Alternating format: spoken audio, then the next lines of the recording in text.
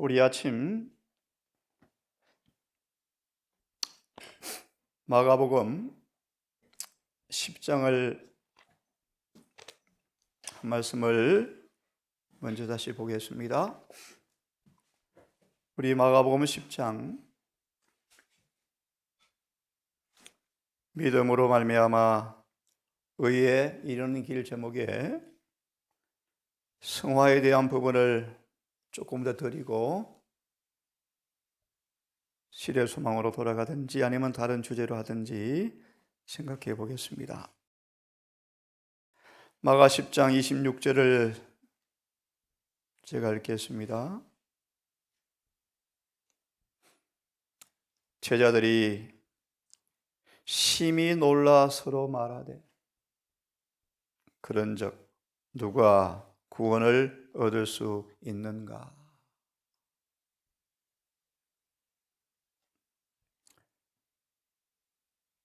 정언에서는 그들 자신의 영혼이 구원이 위기에 놓였음을 직감하고 너무 놀라워서 베드로가 주님께 외치는 이야기입니다.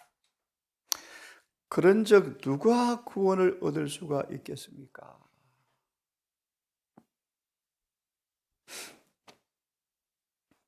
우리 계시록 6장 잘 아시는 말씀이죠? 다시 펴겠습니다.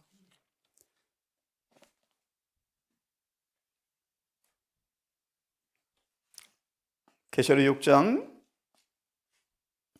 17절만 읽겠습니다. 그들의 진노의 큰 날이 이르렀으니 그들 속에 정언에서는 이렇게 묘사합니다. 그리스도를 공언하지만 믿노라 공언하지만 경건의 모양을 갖춘 사람들도 포함된다라고 말합니다. 그들의 진노의 큰 날이 이르렀으니 누가 능히 서리요. 다시 읽습니다. 제자들이 심히 놀라 가로되 그런즉 누가 구원을 얻을 수가 있습니까? 계시록은요, 누가 능히 서겠습니까? 결론 답을 본 다음 함께 또 말씀을 좀 보고 싶은데요. 이 질문에 결론적으로 잘 아시는 마태복음 22장을 다시 펴서 마태복음 22장을 다시 펴서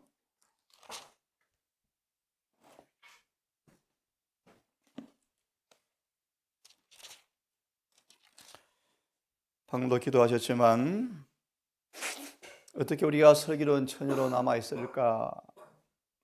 마태 22장은 어떻게 예복을 더럽히지 않고 지키고 있을까? 22장 11절 12절을 다시 제가 읽습니다. 임금이 손을 보러 들어올세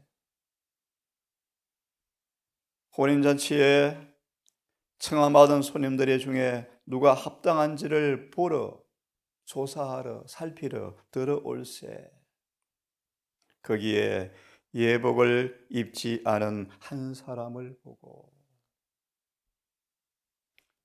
누가 구원을 얻을 수 있습니까? 누가 능히 서리요? 결론입니다. 예복을 차려 입은 사람만 설 것입니다. 12절은 말하기를 가로되 친구여 어찌하여 예복을 입지 않고 여기 들어왔느냐? 저가 입이 있으되 말을 못하더라. 유구무원이더라. 이양 폈으니까 14절까지 읽겠습니다. 임금이 사환들에게 말하되 그 수족을 결박하여 언유죠 언유 바깥 어둠에 내어 던지라.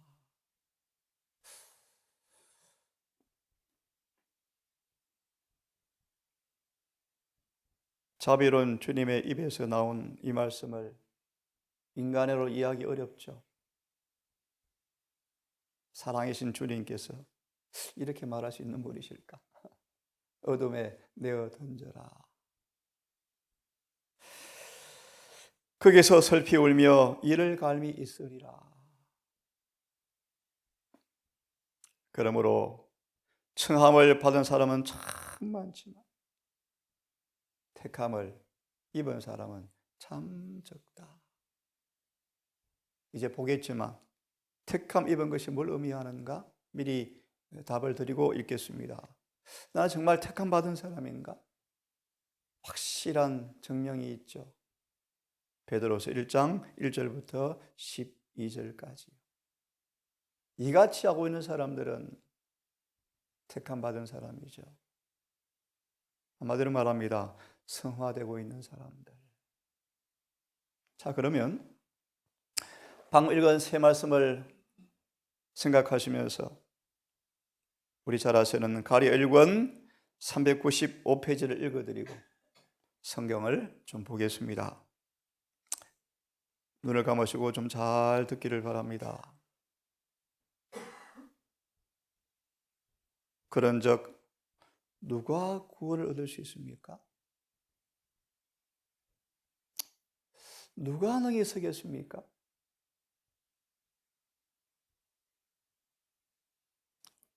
임금이 때가 되어지면 손을 벌어 들어옵니다. 예복을 입었는가 안 입었는가로 판결되어집니다. 교회에 사람들은 가득할지 모릅니다. 하지만 택함을 입은 자는 적다고 말합니다. 기억하시고 들으십시오. 주님은 놀라운 구원에 대하여 모르기를 바라지 않으신다. 저들은 장차 일어날 사건에 대하여 놀라운 일을 이루어지리라는 기대를 가지고 앞날만을 바라보지 말라. 요즘 유튜브에 2031년쯤 마치 세상이 끝날 것처럼 강의하는 분들이 계셔요. 미국도 있어요. 그럴 수 있겠죠. 6천년이 끝나가는 해래요. 사실은 정언을 보면 그렇지는 않아요. 근데 여하튼 장차 어떤 놀라운 일을 바라보고 기대하지 말고 잘 들으십시오. 지금 완성되어야 할 사업이 있다. 무엇입니까? 성화되는 거예요. 성화되는 거예요. 성화되는 거예요.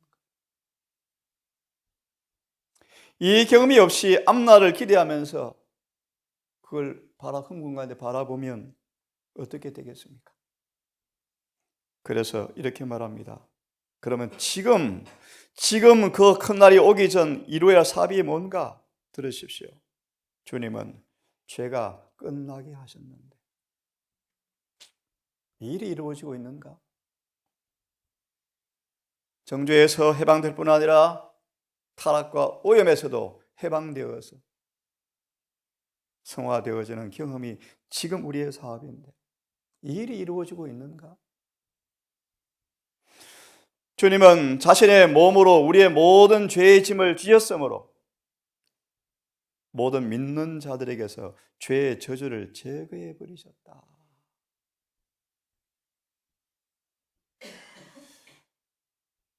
얼마 전 우리 한 동산 집사님이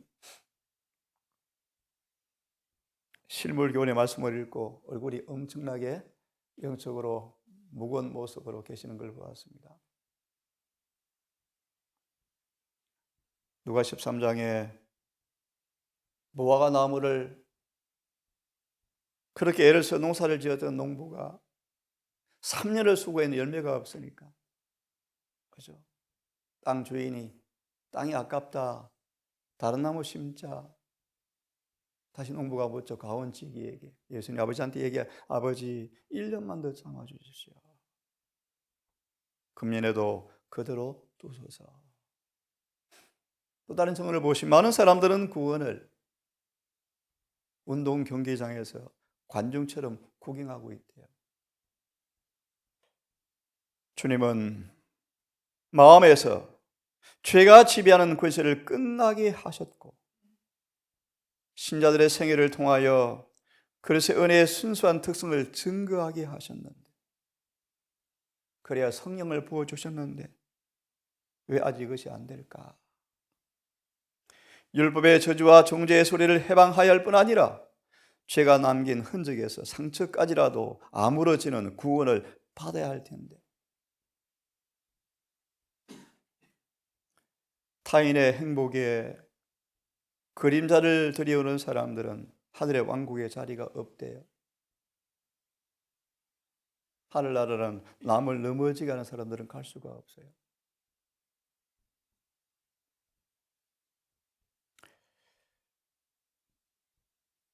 이러한 성령의 거룩하게 하는 역사의 과정이 없이는 아무도 하늘나라 들어갈 자격을 얻지 못한다. 명백하죠? 그래서 또 한 며칠간 성화에 대한 말씀을 또 드릴 텐데요. 우리 아침 마태복음 5장을 펴서 우리 함께 생각해 보겠습니다. 마태 5장 1절부터 보시면 1절부터 12절을 짤막하게 요약합니다. 누가 하늘에 갈까? 네, 그 답입니다. 답. 하늘나라는 누가 상속할 수 있을까? 5장 1절에 흥분과 기대로, 그리스도의 사명과 말씀에 대한 오해로 그릇된 기대 욕망에 부풀어 있는 그들에게 예수 입술에서 그들의 기대가 충족되어질 모종의 조치를 기대하는데 뜻밖의 말씀을 선포하시는 거예요. 주님이 입을 열어서 쭉 말씀하죠. 심령이 가난한 사람들, 네, 가난한 사람들. 얼마 정도요? 목마른 사슴처럼. 네? 목마른 사슴처럼. 심령이 가난한 사람들, 애통하는 사람들. 하나만 언급합니다. 에스겔 9장 4절의 말씀. 자신의 타락과 교회의 타락을 바라보면서 가슴을 치고 우는 사람들, 그들이 하늘에 간다. 또요, 온유한 사람들, 네? 온유한 사람들, 의에 졸이고 목마른 사람들. 서두에 부담되는 말씀을 드렸습니다. 누가 구원받을 수 있는가? 누가 능히 있을까? 하늘의 경계선에서, 하늘 가난 변경 경계선에서 사람들이 구경하고 있고 장난치고 있대.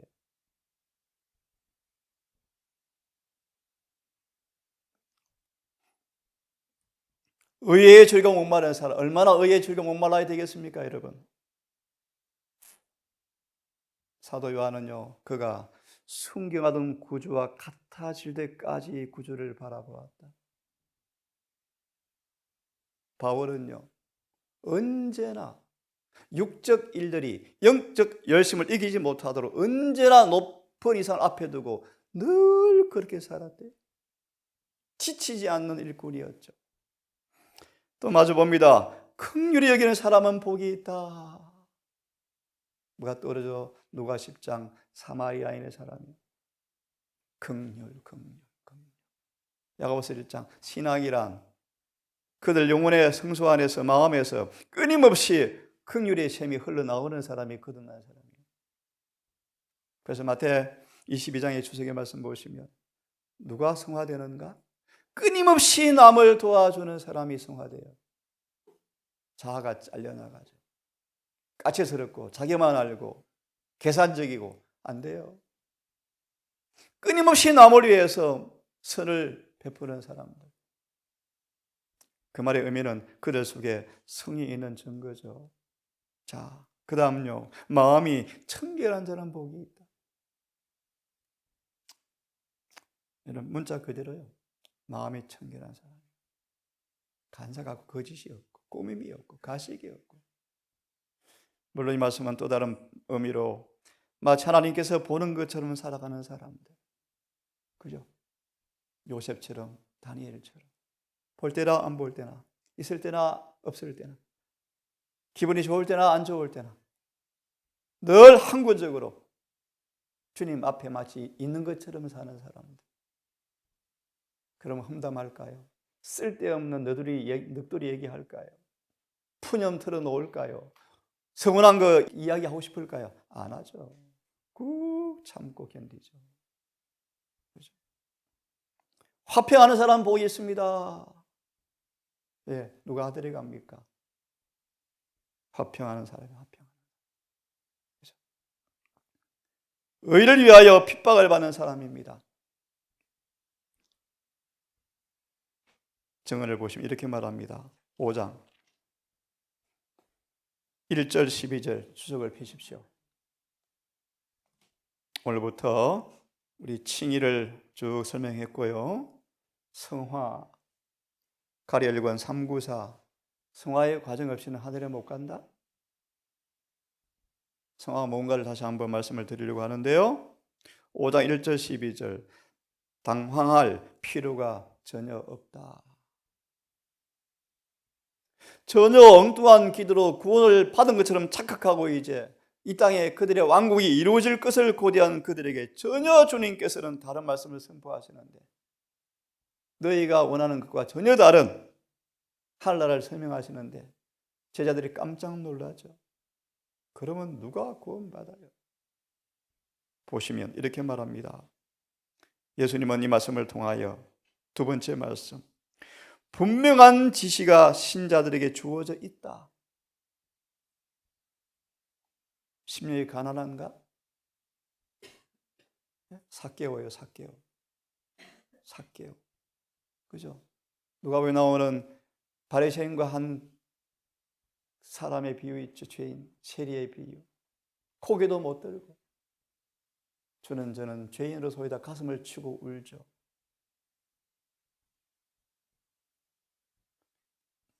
이렇게 살아도 구원이 있는가? 가끔 그런 질문을 사람들이 질문을 합니다. 강도의 구원이 어떠냐고 그러면 14만 4천의 구원과 뭐가 다르냐고. 그거 다 놔두고 서두에 보았습니다. 마태복음 22장 좀 이따 찾기로 하고요. 누가 구원 얻는가? 두 번째 문단, 분명한 지시들이 신자들에게 주어져 있다. 이 말씀만 제대로 이해해도 누구도 읽어보시면 당황할 필요가 없고 확신이 없이 어둠 가운데 있을 필요가 없을 만큼 확실하게 말씀해 놓으셨다. 그 다음 말씀 펴십시오. 질적으로 아주 다른 말씀들, 질적으로 아주 다른 말씀들 폈습니까? 예, 3분의 2 지점쯤 나중에 찾아보십시오. 그는, 예수님은 이와 같은 공개적인 방법으로 영생의 상급을 함께 누릴 사람들의 속성을 묘사하셨다. 누가 영생을 누릴 사람인지.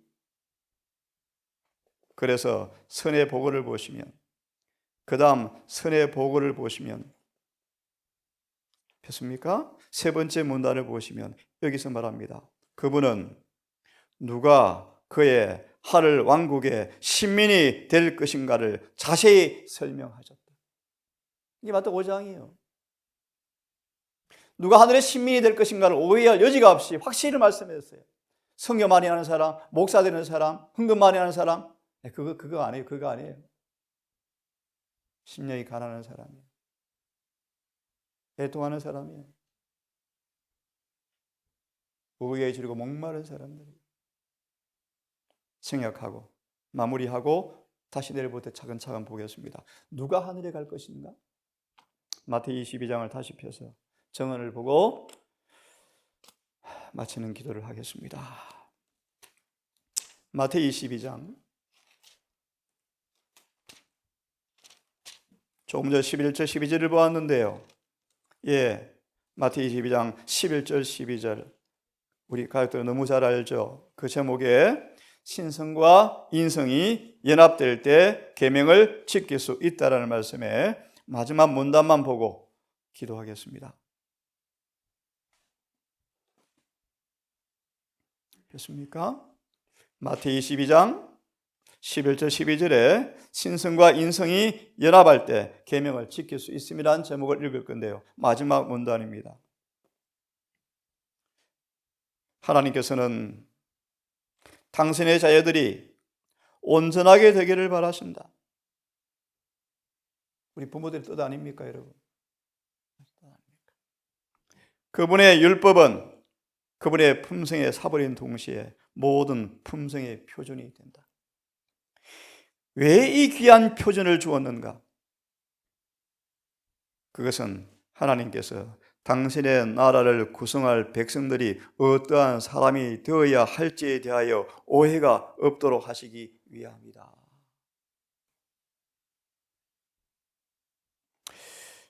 왜 율법을 주었는가? 죄를 깨닫게만 하려고요? 그건 초보고요, 초보. 누가 하늘 신민이 될 것인가를 오해할 여지가 없이 보여주려고 표준을 주셨대요. 그 다음 읽습니다. 그러므로 그리스도의 지상생애는 하나님의 율법의 완전한 표현이므로 따라 읽으십시오. 하나님의 자녀라고 주장하는 자들이 그리스도와 같은 품성을 갖게 될 때 하나님의 계명을 순종할 수 있게 될 것이다. 하나님의 품성을 갖게 될 때 칭의, 계명을 지키게 될 것이다. 성화, 그런 뜻이요. 간단하죠? 예. 칭의를 받아야 성화되어지죠. 맞죠? 그래서 같은 품성을 갖게 될 때 계명을 순종할 수 있게 될 것이다. 이것이 성화예요, 성화. 그 다음요. 그렇게 될 때 같이 읽습니다. 시작. 주께서는 그들이 하늘 가족을 구성할 만한 자들이 될 수 있다고 믿으실 수 있게 될 것이다. 너무 정확하죠? 오해 여지가 없죠? 마저 읽습니다. 저희는 영광스러운 그리스도의 의의 옷을 입고 임금님의 잔치의 한 자리를 차지하게 될 것이며 피로 씻은 옷을 입은 무리와 연합할 권세를 갖게 될 것이다. 아멘. 오늘 여기까지 합시다. 내일부터 차근차근 몇 시간 걸쳐서 성화에 대한 말씀을 드리면서요 마무리하겠습니다. 기도합시다.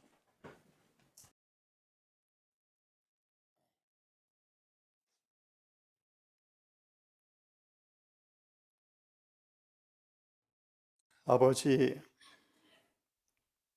세상 일이지만 2025년도 대한민국에서 1년에 30만 명이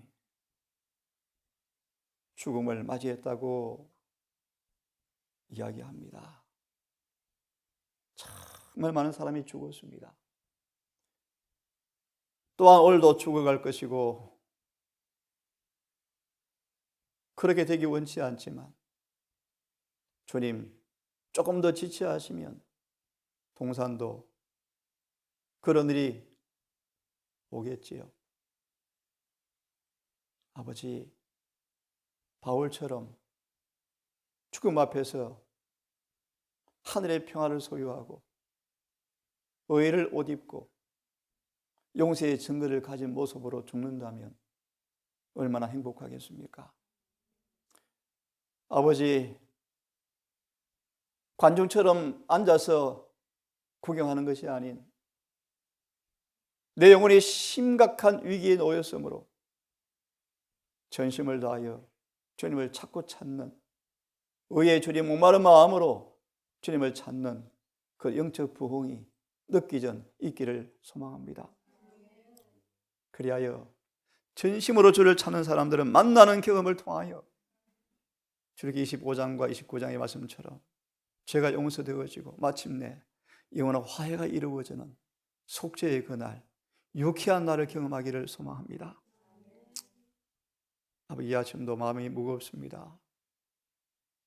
우리 한 지체 형제 소화가 되지 못하여 힘들어하며 몸은 말라있고 힘들어하며 오늘 육신의 생명을 위해서 또 자가로 병원을 달려갑니다. 아버지, 우리의 지체를 잊지 말며 함께 아파하며 함께 눈물 지으며 그 영혼의 꺼져가는 촛불 앞에 그의 구원을 위해서 마음으로 기도하며 사랑하는 우리 지체가 되게 해 주십시오. 괴로움과 슬픔 많은 세상에 태어난 우리 아이들, 앞으로 살아갈 일들이, 닥칠 일들이 너무 두렵습니다. 하나님, 이들에게 큰 자비를 베푸셔서 부모들 앞에 하늘의 지혜로, 하늘의 의로, 성령의 권세로 함께 해주셔서 이 아이들을 책임지고 전심을 다하여 전력하며 구원을 위해서 애쓰는 지혜로운 부모가 되게 해주시옵고, 우리 동산의 여러 어르신들, 얼마 남지 않은 마지막 인생길에 믿음의 경주를 반드시 은혜 안에서 완주할 수 있도록 지혜를 다하여 주시옵소서. 오늘도 또 사랑하는 자녀를 위해서 멀리 가야 할 부부가 있습니다. 하나님, 운전하시는 아들에게 마음의 한 은혜로 옷 입히시고, 먼 장거리 길 피곤하지만 또 사랑하기에 가야 하는 이 길에 천사가 함께해 주셔서 먼 가고 여정길을 안전하게 하게 도와주시고, 묵상과 기도와 찬양으로 이 장거리 여행을 잘 마무리하고 귀가할 수 있도록 도와주시옵소서. 오늘 한 날도 시작이 되어서오니 해가 지도록 하늘을 잊어버리지 말고 우리의 사명을 잊어버리지 말고 우리 위치와 우리의 참된 영혼의 모습을 분별하여 아직 은혜의 시간이 있음을 감사하며 영혼을 위해서 준비하게 해 주시옵소서. 남은 교회 기억하시고 금번째 오실 우리 목사님, 성령을 통하여 참 진리만 선포하는 주님의 종이 되게 해 주시옵소서. 예수님 이름으로 기도드리옵나이다.